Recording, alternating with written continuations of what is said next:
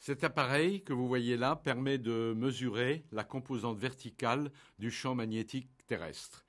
Il a été conçu par un scientifique français, Lacour, en 1940 et construit et commercialisé quelque temps après par l'Institut météorologique danois et largement utilisé au cours de l'année géophysique internationale.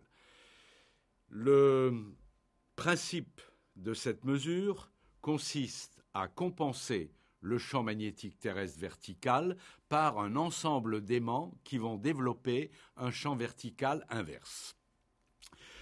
Le premier aimant de compensation, dit aimant principal, se place au-dessus du bâti de cet appareil.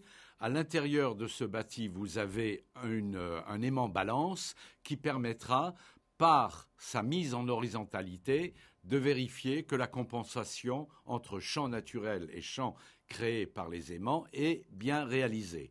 Pour vérifier et voir ceci, vous placez un oculaire ici devant la cage d'aimants. Vous regardez ici l'équilibre. Et pour compléter, bien entendu, cette compensation, vous avez un système d'aimants qui se fixe sous le châssis de cet appareil et qui permet le réglage fin de la compensation par cette molette ici et un vernier qui vous permet de lire. En cas de nécessité, vous avez la possibilité de fixer un aimant complémentaire sur la base de ce système compensatoire. Toute mesure de champ magnétique est influencée par la température. On place bien entendu un thermomètre dans l'aimant principal, on le laisse venir à l'équilibre, on relève la température et pour les calculs, on fait les corrections qui s'imposent.